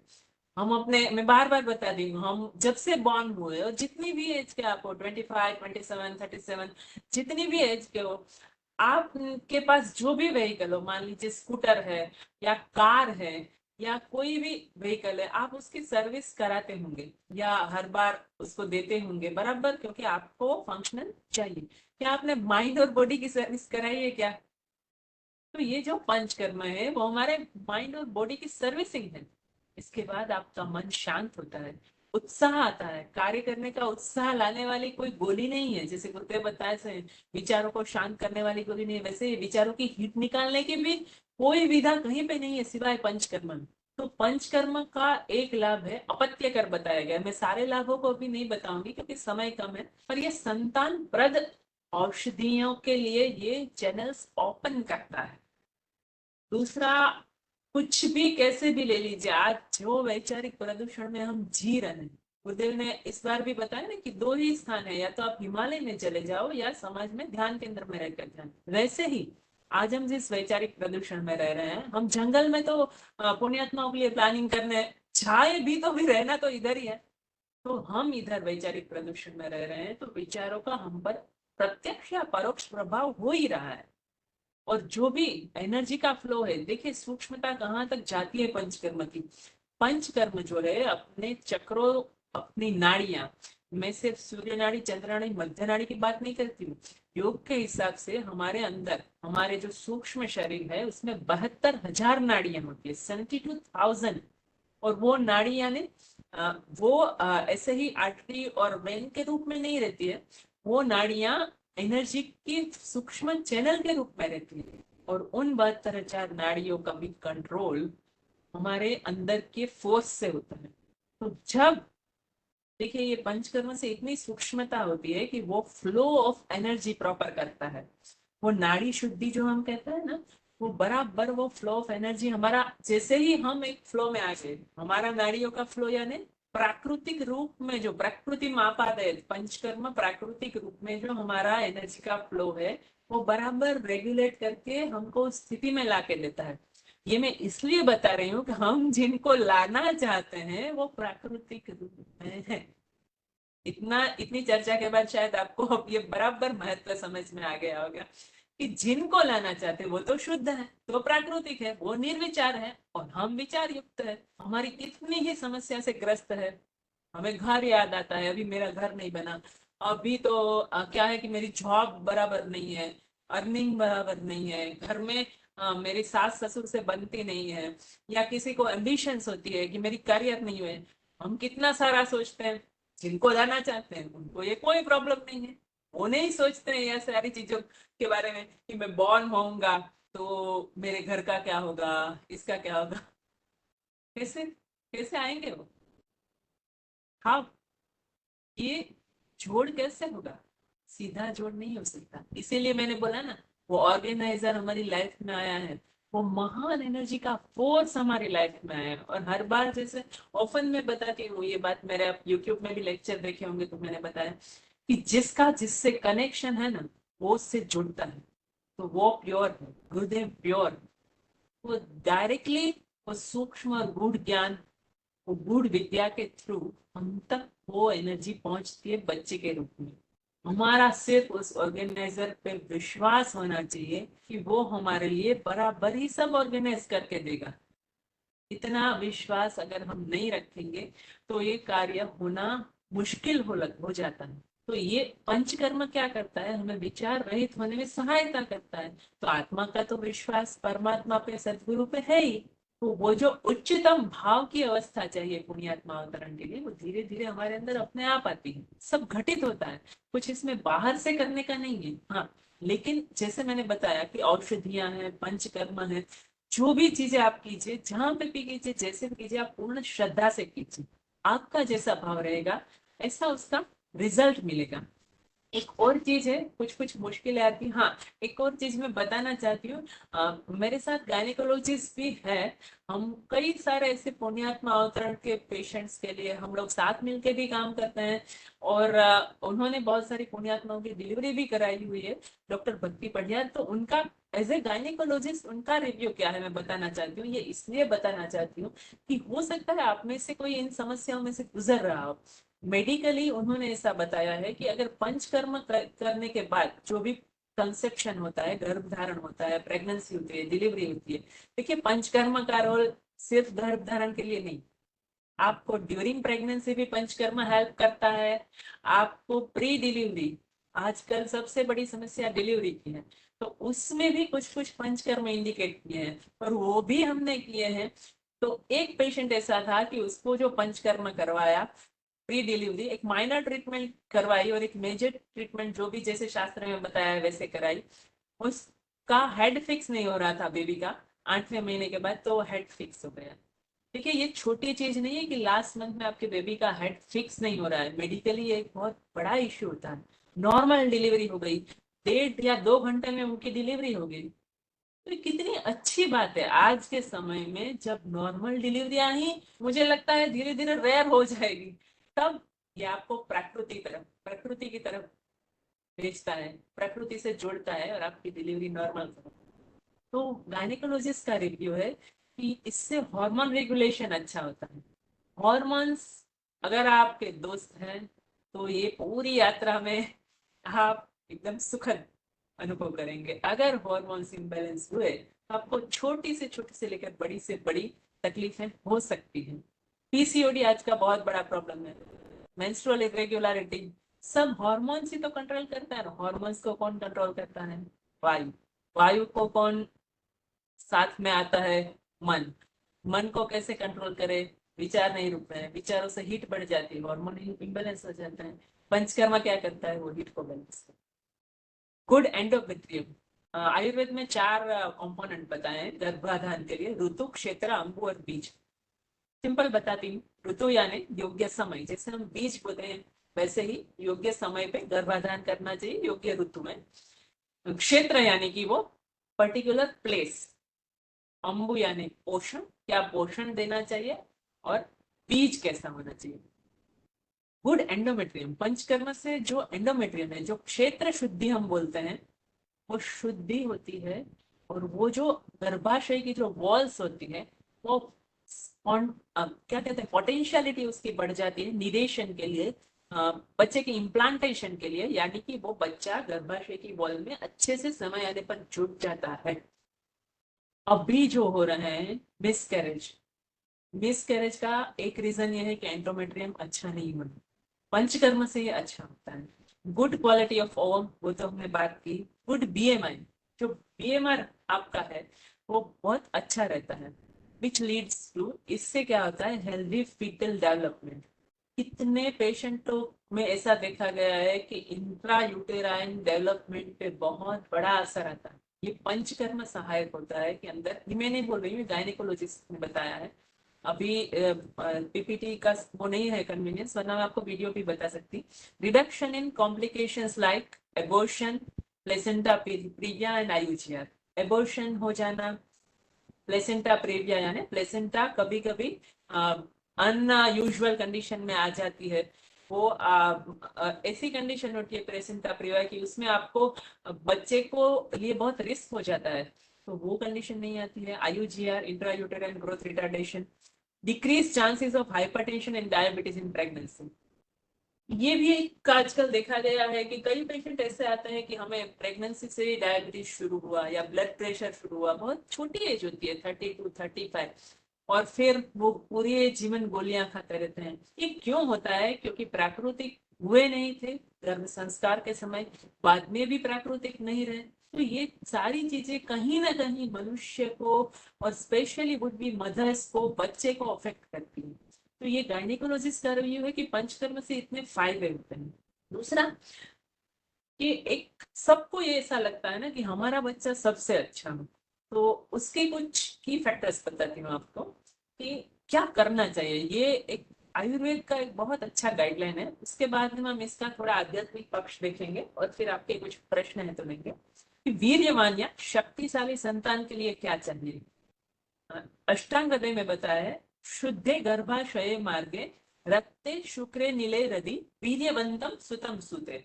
सुत यानी यहाँ पे पुत्र यानी कि मेल चाइल्ड या बेबी बॉय को मत लीजिए, वो एकदम अच्छी संतान कैसे आ सकती है।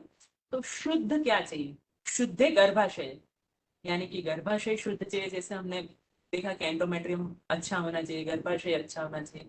मार्ग, मार्ग से यहाँ स्थूल रूप में हम ले सकते हैं, कई लोगों को फेलोपियन ट्यूब से रिलेटेड प्रॉब्लम है। हाँ, ऐसे केसेस में फेलोपियन ट्यूब ब्लॉकेज से, हाइड्रोसाल्पिन से, रेगुलर मेंसेस से, उसमें एक और पंचकर्म सहायक है, वो उत्तर बस्ती। बहुत अच्छे परिणाम है। जिन जिन कई ऐसे पेशेंट है जिनको IVF है, IUI है, उन सब से भी परिणाम नहीं मिल सका है, उनमें उत्तर बस्ती एक बूंद की तरह, वरदान की तरह काम करती है। तो ये फेलोपियन ट्यूब्स हैं, ओवरीज है, जो भी बीज ग्रंथियां हैं, वो बीज ग्रंथियों की भी शुद्धि चाहिए। अब जरा देख के जाए लिस्ट कहाँ अटकती है, कितनी शुद्धि में भार दिया गया। आज का हमारा जो शुद्धिकरण का विषय है, मैं इसलिए बता रही हूँ। रक्त यानी कि रक्त धातु की शुद्धि चाहिए, क्योंकि जो भी मेंसिस है, आर्तव जिसको हम आयुर्वेद में बोलते हैं, उसका सीधा संबंध रक्त धातु से। शुक्र की शुद्धि चाहिए, ऑब्वियस है कि ओवम और स्पर्म दोनों की तो शुद्धि चाहिए ही। अनिल शुद्धि यानी ऐसे टीका में बताया है कि वायु और पित्त आदि से आवृत्त नहीं होने चाहिए, यानी कि वो एनर्जीज है that should be free flowing. जैसे मैंने बताया कि वो एनर्जी की चैनल्स फ्री फ्लोइंग होनी चाहिए, प्राकृतिक रूप से वो होनी चाहिए, वो ऑब्स्ट्रक्शन नहीं चाहिए, उसके ऊपर आवरण नहीं चाहिए। और हृदय शुद्ध है, तो गर्भाशय, मार्ग, रक्त, शुक्र, वायु और हृदय, इनकी शुद्धि बताई गई है। तो ये कैसे करेंगे?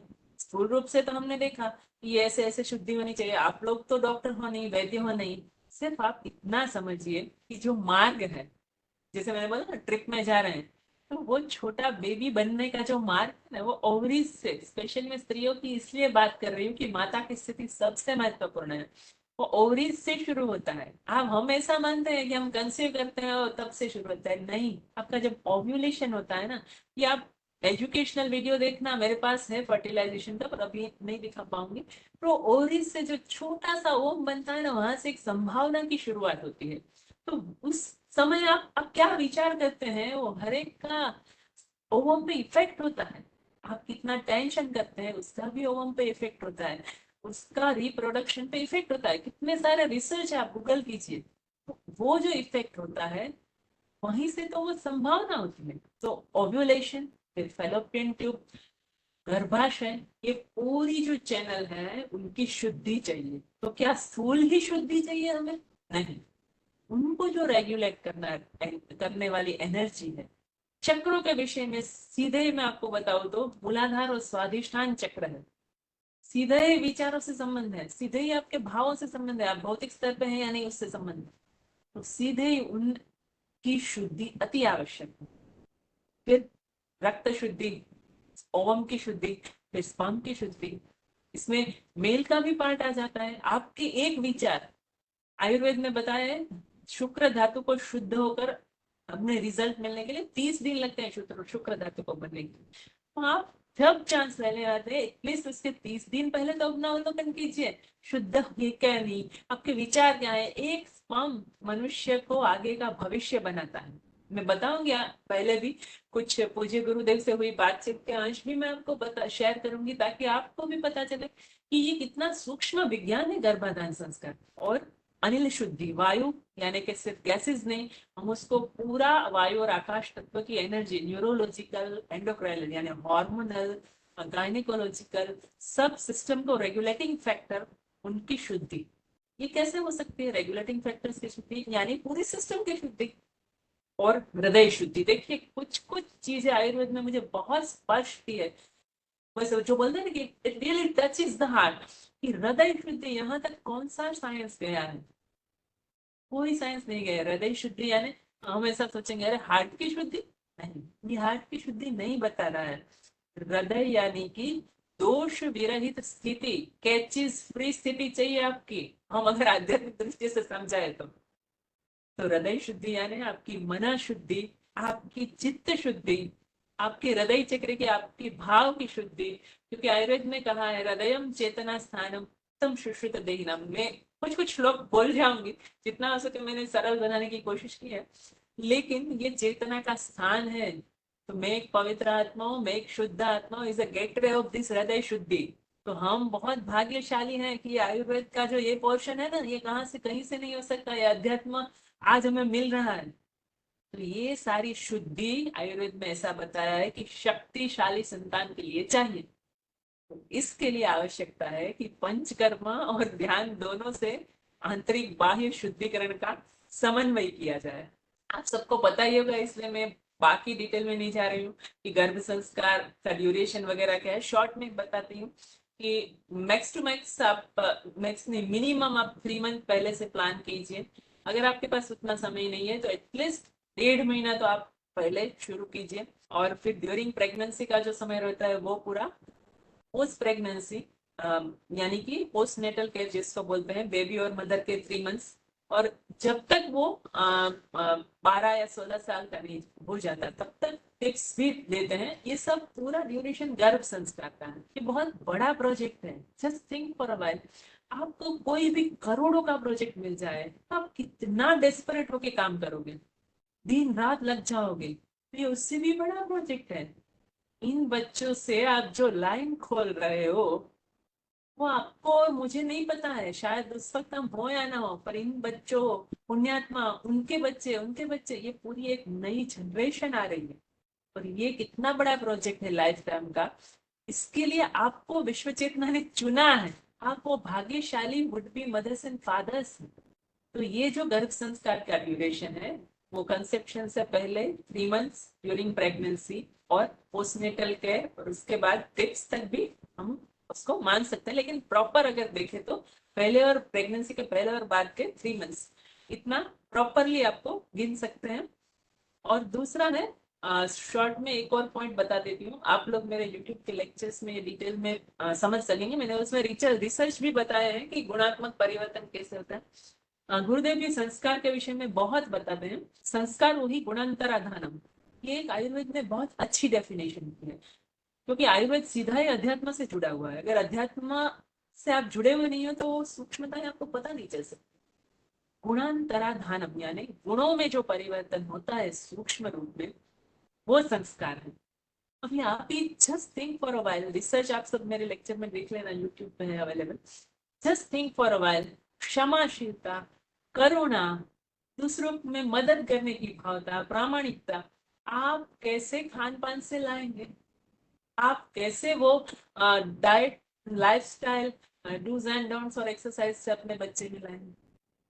आप उसको टीच कर सकते हो कि बेटा ऐसे बन, ऐसे नहीं। लेकिन ये सब एनर्जी के फॉर्म में रहते हैं। तो वो एनर्जी प्रत्येक चक्रों और आध्यात्मिक उच्च कक्षाओं से संबंधित है। जैसे वो उच्च कक्षा की आत्मा है, वो किसी सकती, सोचने की तो बात ही अलग। तो ये भाव है, वो हम ऐसे ही नहीं ला सकते। उसके लिए हमें उन उच्च कक्षाओं की आत्माओं का अवतरण करना पड़ेगा।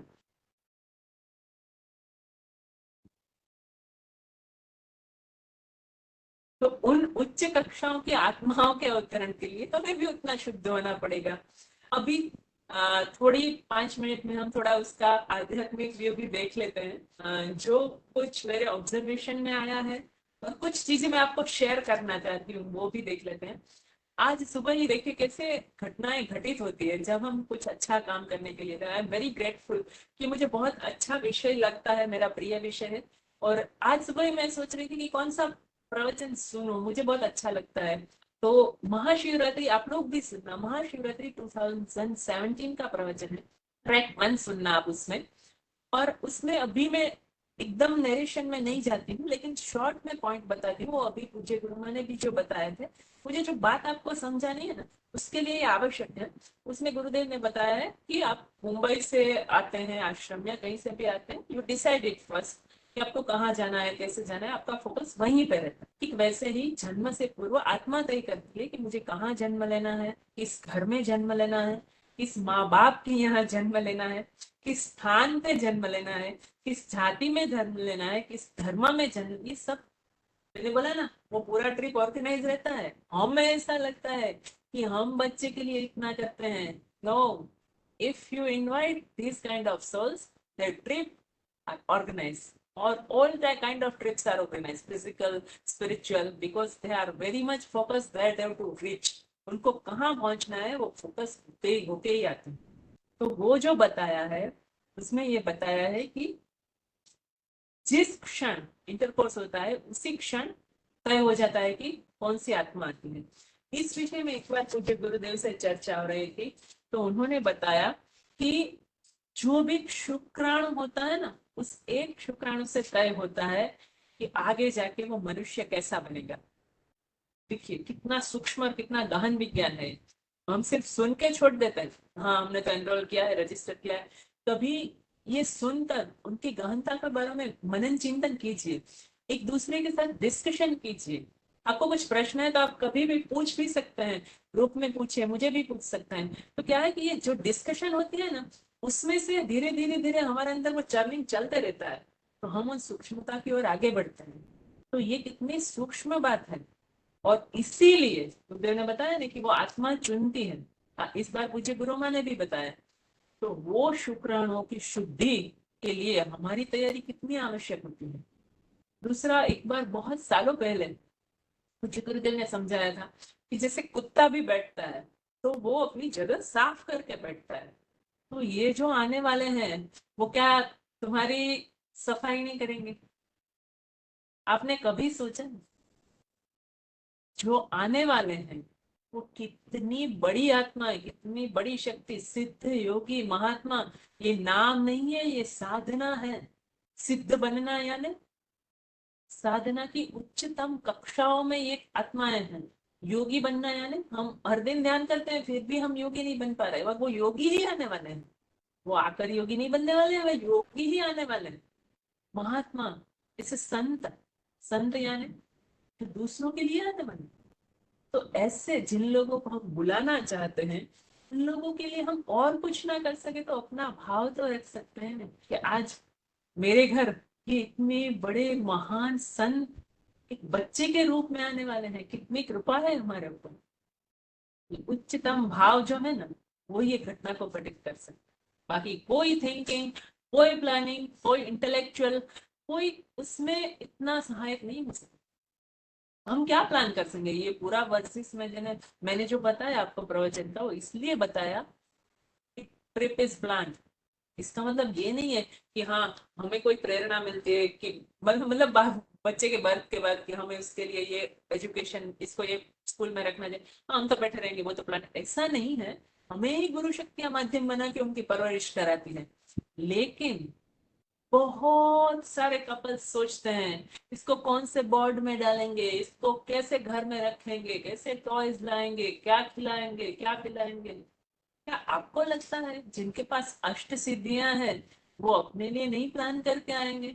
हमारे पास तो अभी अष्ट सिद्धियों की बात ही छोड़ दीजिए, हम तो योगी बनने के ही मार्ग के ऊपर हैं। तो क्यों इतनी चिंता करते हैं, क्यों इतना सोचते हैं? एक कपल को मैंने 1 घंटा इस विषय में समझाया कि एजुकेशन आप थोड़ी डिसाइड करोगे। मान लीजिए वो एक अच्छा से अच्छा कलाकार बनने आया है, आप उसको डॉक्टर बना दोगे, इंजीनियर बना दोगे, वो हो ही नहीं पाएगा। वो सामान्य बच्चा है ही नहीं। उसके लिए जो योग्य होगा उसी स्कूल में हो जाएगा, उसके लिए जो योग्य होगा उसी वातावरण में वो रहेगा। आपका बच्चा अगर शहर में रहने के लिए नहीं आया है तो वो करेगा, वो प्राकृतिक स्थान पर ही रहेगा। उसको जहाँ पे बर्थ लेना होगा वो वहीं पे लेगा। तो हम कौन होते हैं अपनी इतनी सोच से। मुझे कभी कभी तो लगता है कि कितने सारे प्रश्न और कितना सारा क्वेरीज आती है, पर ये मतलब 45 डेज पहले से आत्मा माँ बाप का चयन कर लेती है, पर 45 डेज पहले से क्या माँ बाप अलर्ट है कि वो आत्मा से कनेक्ट हो? वो आत्मा से कनेक्ट ना हो तो भी परमात्मा गुरुदेव के बारे में सोचे। हम इतनी सारी छोटी छोटी बातें सोचते रहते हैं ना। हाँ यार, फिर उसको बच्चे को रखेगा कौन, मैं तो जॉब कर रही हूँ। अरे भाई, वो उसकी व्यवस्था करेगा ना, क्यों चिंता करते हो इतनी? वो 45 डेज पहले से आपकी चॉइस करता है, तो आपको क्यों इतनी छोटी छोटी बातें? आप सिर्फ विश्वास कीजिए, बहुत चिंता हो रही है तो प्रार्थना कीजिए, गुरुदेव आप उसकी व्यवस्था करवा लीजिए। तो इसीलिए मैंने ये पॉइंट शेयर किया कि वो सब उनकी व्यवस्थाएं करके आते। कल मैं, देखिए आप लोग के पास है तो आप समर्पण योग भाग 5 में से पढ़ना कि सदगुरु जब आशीर्वाद देते हैं ना तो वो कार्य और वो कार्य की व्यवस्थाएं देते हैं, ऐसा पूज्य गुरु माँ ने बोला हुआ है। देखिए वो कितनी महान आत्मा है, उनका अनुभव वो बोल रही थी पूज्य गुरुदेव को कि कार्य की व्यवस्थाएं देते हैं, क्योंकि उनको पता होता है कि बिना व्यवस्था के ये आशीर्वाद फलीभूत नहीं हो पाएगा। और मेरा खुद का अनुभव है, आप लोगों को भी मैं बताती हूँ, मैं 15 सालों से बताते रही हूँ कि आप एक कदम गुरु शक्तियों की ओर लेंगे तो गुरु शक्तियां आप तक 10 कदम आगे आएंगी। आपकी जितनी सूक्ष्मता उतना आपको रियलाइज होगा। कुछ सालों बाद आप रियलाइज करेंगे, हो सकता है कुछ चीजें मुझे भी अभी रियलाइज नहीं हो, सालों बाद मुझे भी रियलाइज हो कि अरे ये तो गुरुदेव की इतनी करुणा थी कि उस समय ये घटित हुआ। तो that is the thing, why you think for this thing. आपकी पूर्ण श्रद्धा और पूर्ण विश्वास और आपका उच्चतम भाव कि मेरे घर कोई ऐसा आए जो इस जगत के लिए कुछ कर जाए। सब अपने लिए करता है ना आजकल। सबको कैसे बच्चे चाहिए? Doctor, engineer, space scientist, artist, सब पहले से ही प्लान। ये डिजाइन, ये टेलरमेड जो बच्चे होते हैं ना, डिजाइनर बेबीज, ये गर्भ संस्कार नहीं है। ये तो हमने अपनी अपेक्षा के हिसाब से वो सब काट छाट की। इसीलिए गुरुदेव गुरुमा बताते हैं ना कि योगी चाहिए, अब उसको योगी बनाइए। वो आत्मा जो करने के लिए आई है वो करे। एक बार पूज्य गुरुमा से चर्चा हो रही थी, मैं सिर्फ 4-5 मिनट लूंगी ज्यादा, कि कौन सा समय श्रेष्ठ है। तो शायद आप सबको पता होगा कि पूर्णिमा का समय श्रेष्ठ है। थिंग इज दैट कितनी सूक्ष्मता से पूज्य गुरुमा ने मार्गदर्शन दिया। उन्होंने बताया कि पूर्णिमा बेस्ट। सही बात है, पूर्णिमा का समय बेस्ट, लेकिन क्या हम बेस्ट है? ये जो भी स्थिति देखकर कोई भी आता है ना, वो सिर्फ ध्यान की स्थिति या मेरे को चंदन की खुशबू, आपकी अनुभूति की स्थिति ये नहीं देखता है। ये पूरे 24 घंटे की स्थिति आपकी देखता है कि आप कितने खुश रहते हो। अच्छा ठीक है, उतार चढ़ाव आते हैं सब, जो कोई थोड़ा गुस्सा हो गया ठीक है, आप इतना भी ग्लानि में भी मत जाइए, हम भी मनुष्य हैं। लेकिन आप कितनी जल्दी फिर से अपने ट्रिप के ट्रैक पर आ जाते हैं, वो बहुत महत्वपूर्ण होता है। और अगर माता की संवेदनशील स्थिति होती है, एक बार पूज्य गुरुदेव से चर्चा में पता चला था, तो कंसीव करने के बाद आपको नाभि का, अगर कंसीव हुआ है तो चांस लेने के बाद आपको नाभि पे क्लॉकवाइज एनर्जी, ठंडे ठंडे वाइब्रेशंस फील होंगे। ये मैं ट्रिप इसलिए बोल रही हूँ कि कितने सारे लोगों की कितनी सारी अनुभूति है। आपको चाहिए तो मेरी अनुभूति भी सुन सकते हैं यूट्यूब पर, but I am not the only one. कितने लोगों की अनुभूति है। कई लोग ने मुझे बताया कि मेरे सहस्त्रार से यहाँ तक ठंडा ठंडा फैन ही चल रहा है पूरी प्रेगनेंसी। तो आप मुझे बताइए कि आप कितने घंटे ध्यान करने के बाद आपको ऐसी अनुभूति होती है और रहती है कि हमारी कक्षाओं के बाहर की कक्षाओं का कोई आया है, और उनको लाने वाला ऑर्गेनाइजर भी इसीलिए ये सब व्यवस्थाएं हमें दे रहा है। तो अगर इतनी अच्छी अच्छी अनुभूति चाहिए, एकदम क्या कहते हैं कि सुखद प्रेगनेंसी चाहिए, तो फिर इस ट्रिप पे आप चले जाइए, कुछ भी सोचिए मन। दूसरी बात है कि गर्भधान संस्कार के लिए इंटरकोर्स के टाइम माता और पिता दोनों की स्थिति अच्छी होनी चाहिए। माता की स्थिति तो हमें पता ही है कि इतना बताया है, लेकिन पिता का भी तो भाव होना चाहिए ना। वो बच्चा रहेगा तो माता और पिता दोनों के साथ ना।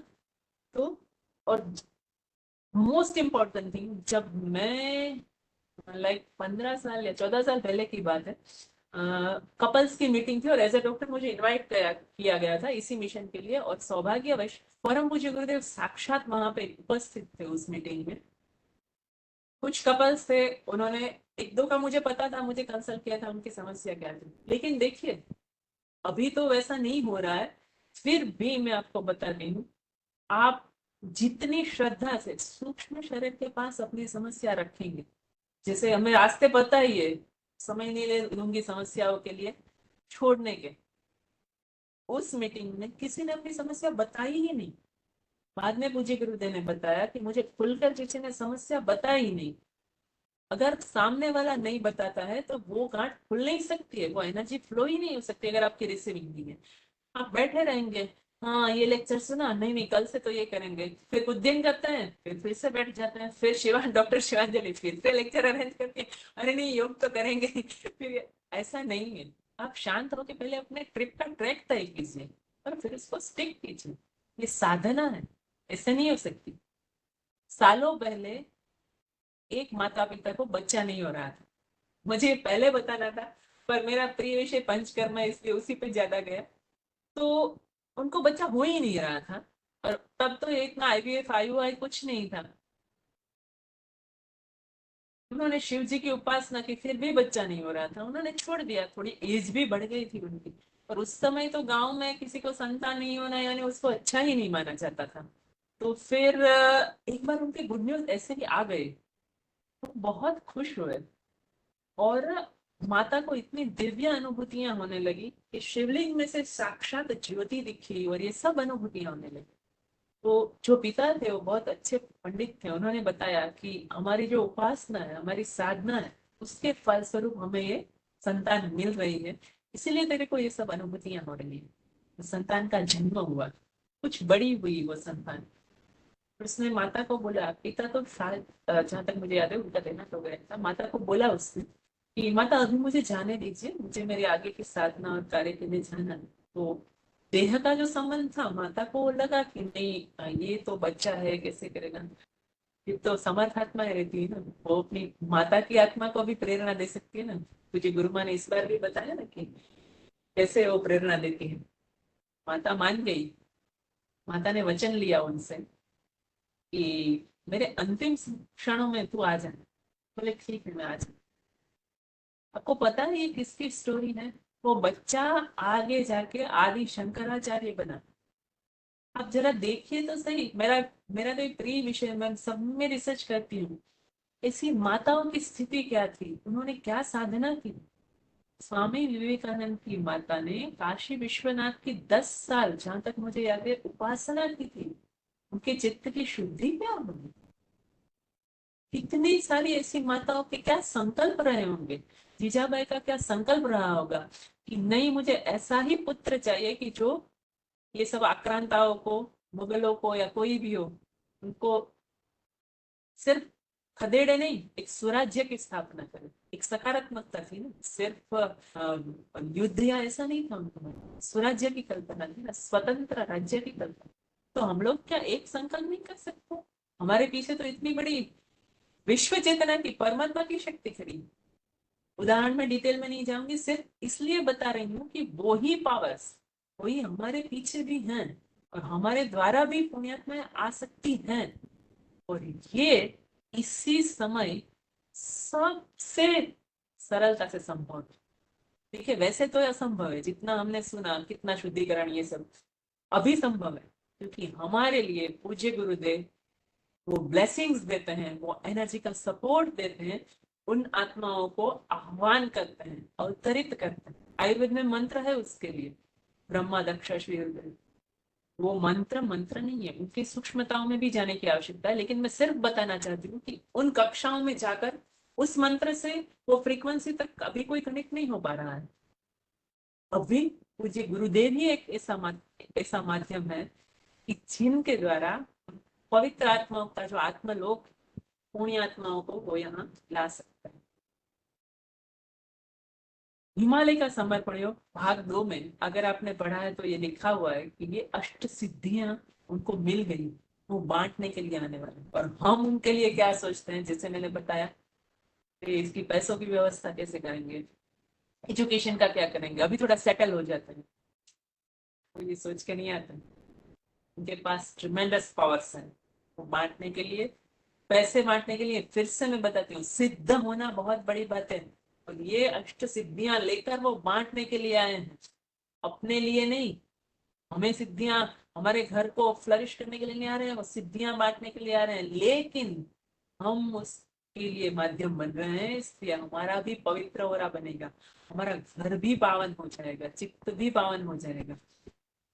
दूसरा ये एक समस्या ये आती है कि मतलब हम, कई लोगों का ये कहना है कि अगर प्रयास करते रहते हैं, हमारी एज बढ़ गई है, तो हम क्या करें। कुछ एक प्रश्नों की चर्चा पूर्व भी और समय समय पे पूज्य गुरुदेव के साथ हुई है, तो उस बेसिस पे मैं उनका ही मार्गदर्शन आपको सीधा ही बताती हूँ कि बड़ी एज के अगर कपल है और वो प्रयास कर रहे हैं, तो पूज्य गुरुदेव ने मार्गदर्शन दिया है कि प्रयास कर सकते हैं लेकिन अपेक्षा रख कर नहीं। और सिर्फ मेरी इसमें एडवाइस ये है कि आपको एक बार गायनेकोलॉजिस्ट से मेडिकली भी आपका प्रॉपर चेकअप करा लेना चाहिए। कई लोग ऐसा पूछते हैं कि गुरु शक्ति हवन के लिए पूर्ण रूप से हम तैयार है, इसकी कुछ इंडिकेशंस बताइए, हमें कैसे पता चले। तो ऐसे कोई, मुझे किसी ने बताया, ऐसी कोई इंडिकेशंस उनकी ओर से नहीं है, मैं खुद का अनुभव बताती हूँ। इसमें हम कुछ कर ही नहीं रहे हैं, तो हम क्या इंडिकेशन देखेंगे। इंडिकेशन पे हम बुद्धि के स्तर पे ही देखेंगे कि हाँ मैं शरीर से, सिर्फ हम पूर्ण श्रद्धा और पूर्ण समर्पण से पूज्य गुरुदेव से जुड़े तो ये सब घटित हो जाता है। कई लोगों का ये क्वेश्चन रहता है कि अर्ली मॉर्निंग प्रोसेस नहीं हो पाती है, ये सालों से आ रहा प्रश्न है। तो इसमें पूज्य गुरुदेव ने ये बताया है कि इसमें स्त्री का रोल ही महत्वपूर्ण है, क्योंकि पुरुष तो क्रियाशील रहता है, और उस समय अगर पुरुष भी मतलब ध्यान लेकर, अगर आप चांस, ध्यान करके अगर आप चांस लेते हैं, तो वो आप भी माध्यम बन जाते हो, आपके द्वारा भी वो हो जाता है। और स्त्री तो जुड़ी ही हुई है ना सदगुरु से, तो इतना भी मुश्किल नहीं रहता है अगर दोनों एक प्रेयर सेट करके, दोनों एक भाव से उसमें कर सके तो। और एक मार्गदर्शन मैं आपको बताना चाहती हूँ।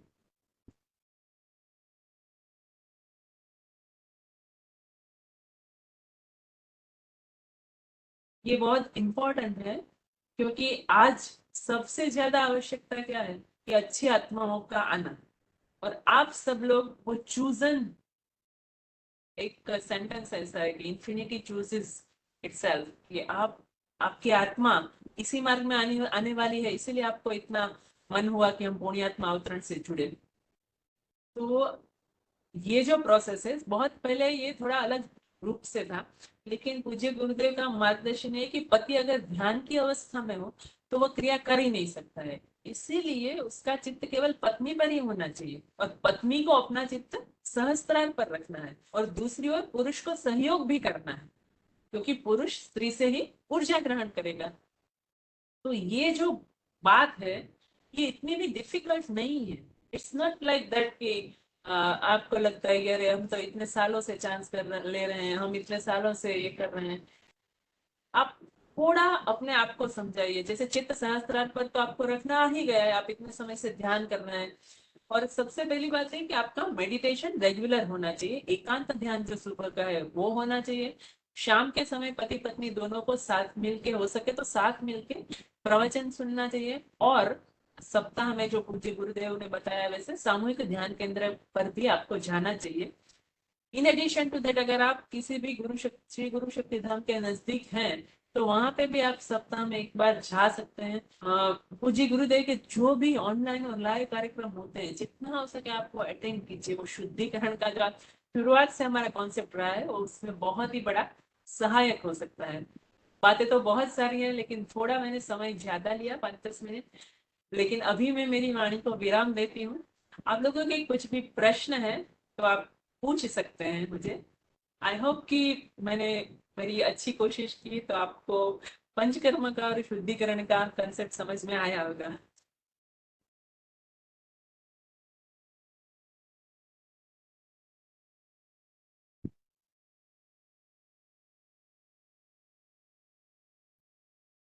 Thank you so much Hetal दीदी। मेरा आवाज आ रहा है आपको? हाँ, आ रही है आपकी आवाज। हाँ, थैंक यू सो मच कि आपने इतना गहन, ये जो है पंचकर्म, हम सभी जानते हैं कि ये एक पार्ट है मेडिकल का।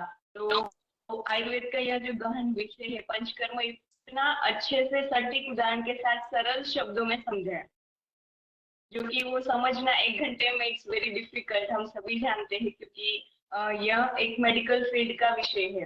तो इतने अच्छे से आपने समझा है कि उसका क्या महत्व है,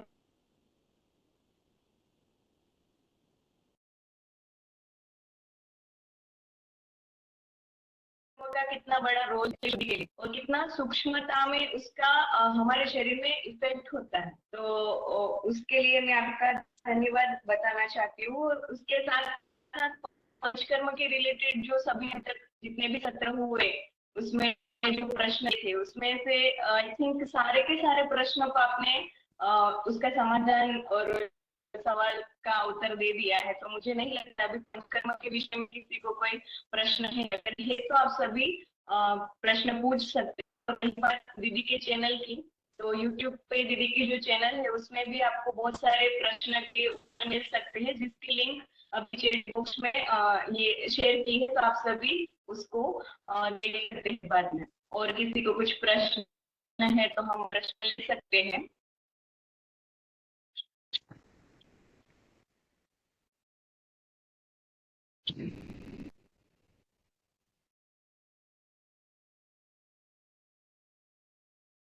और हाँ, जिनका सत्रह मिस हुआ है ना, जिन्होंने लिखा है कि शुतक का 20 से उनका सेशन मिस हुआ है, तो उनको वापिस यह सारे जो हमारे सत्र अभी तक सारे हम पुण्यात्मा उत्तन की यूट्यूब की चैनल अपलोड करने वाले हैं, तो आप सबको वहां से मिल जाएगा। तो आप सब कभी भी उसको सुन सकते हैं। और लास्ट में दीदी आपने जो उदाहरण से बताया ना पेशेंट का, वो बहुत ही अच्छा रहा। मतलब इतना सुंदर अनुभव है सभी का कि हम सबको वो आगे के लिए इतना बेनिफिशियल रहेगा कि किसी को ऐसा कुछ भी हुआ तो समझ में आएगा कि हाँ,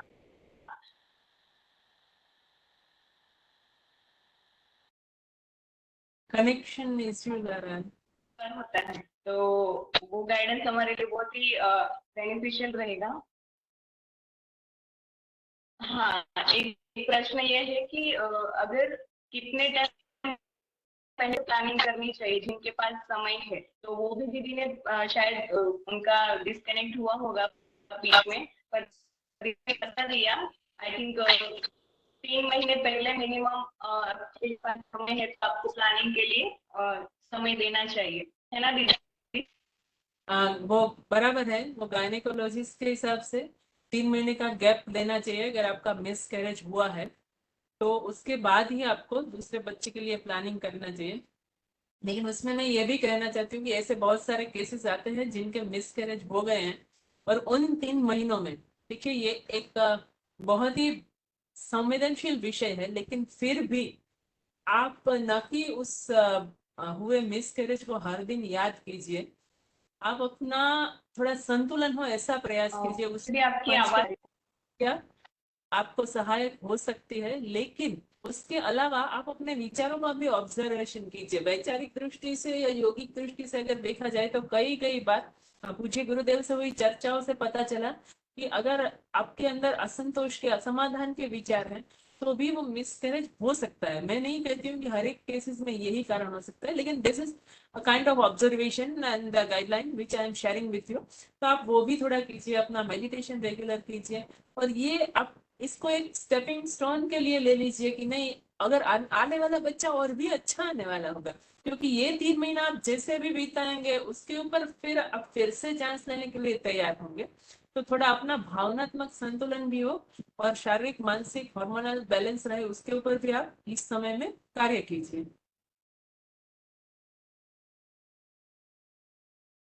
और जैसे कि आपने बताया दीदी कि गुरु माँ के साथ अभी गुरु पूर्णिमा में सत्र था आपका, तो वो भी इतना सुंदर था कि उसमें से भी बहुत सारे प्रश्नों का समाधान मिल चुका था। क्योंकि जो पहले के सत्र में सबको प्रश्न थे, तो वो भी बहुत सुंदर हुआ था। गुरु माँ ने बहुत अच्छे उदाहरण और बहुत सारी टिप्स बताई जो उसको उपयोग में ला सकते हैं उस वक्त। और जैसे कि आपने बताया कि हमारे पास बहुत अच्छे ऑर्गेनाइजर है, खुद परमात्मा स्वरूप स्वामी जी हमारे साथ है, तो हम यहाँ एक मिशन है, उसमें जुड़ना है, उपस्थित रहना है। बाकी सब तो वो खुद ही अपना देख लेंगे, आने वाले के लिए पहले से ही प्रिपरेशन करके आते हैं। और स्वामी जी ने अभी ही रिसेंटली भी बताया कि वो अभी 2 ही कार्य कर रहे हैं, तो जिसमें उन्होंने जिक्र किया था कि डिलीवरी करवा रहे हैं अच्छे से, नॉर्मल कैसे हो सकता है। तो वो कितनी अच्छी बात है हमारे लिए कि स्वामी जी के सारे कार्य हो चुके फिर भी वो इस कार्य में इतना समय अपना दे रहे हैं। तो हम सब बहुत ही भाग्यशाली हैं। और आई थिंक सबको प्रश्न का समाधान हो चुका है, तो प्रश्न नहीं है, सारे प्रश्नों के उत्तर आई थिंक दीदी ने सेशन में ही कवर कर लिए हैं। तो अभी अगर दीदी आपकी आज्ञा है तो हम रुकते हैं, स्टॉप करते हैं अपना सेशन। उससे पहले डॉक्टर शिवांजलि, आपका और आपकी टीम का बहुत बहुत धन्यवाद। इस बहुत अच्छे और मेरे फेवरेट कार्य के लिए आप लोगों ने जोड़ा, और आप सभी जो पुण्यात्मा अवतरण के लिए कार्यरत है, जिन्होंने एक स्टेप बढ़ाया है, मैं उन सभी के लिए मेरी शुभकामनाएं देती हूँ कि बहुत जल्दी अच्छे अच्छे बच्चों के बहुत जल्दी आपके गुड न्यूज मिले, आप भी इस ट्रिप का बहुत अच्छे से आनंद ले सके, और गुरुदेव की कृपा आप सब पर बरसे, ऐसी मेरी शुभकामनाएं। जय बाबा। धन्यवाद स्वामी। और मैं भी दीदी आपका शुक्रिया करना चाहूंगी, क्योंकि बहुत समय से आई थिंक हम कोशिश कर रहे हैं कि ये सत्र अरेंज हो, पर दीदी भी इतने व्यस्त रहते हैं उनके हॉस्पिटल में, और उनके बहुत सारे दूसरे भी गुरु कार्य शुरू ही रहते हैं। तो उन्होंने यह समय हमें इतने अच्छे से मार्गदर्शन करके निकाला, उसके लिए मैं दीदी का ये धन्यवाद अदा करती हूँ। और आगे भी हमें समय मिले तो हम और आपसे जानना चाहेंगे इस विषय में, क्योंकि ऑलरेडी आपने इस विषय में 15 साल से कार्य किया है, तो 1 घंटे में तो आई होप कि इतना समझाना बहुत ही डिफिकल्ट होगा आपके लिए। तो आज सिर्फ पंचकर्म के विषय में बात किया, प्राकृतिक हमें होता है तो हम और भी दूसरे विषय है आयुर्वेद के, उसके बारे में सुनना चाहेंगे। तो अभी हम को समाप्त करते हैं शांति पाठ से। ओम शांति सर्वं शांति पृथ्वी शांति आपः शांति हृदयः शांति वनस्पतयः शांति विश्वे देवाः शांति ब्रह्म शांति सर्वं शांति शांतिरेव शांति सामा शांतिरेव शांति। Krishna Sakhi.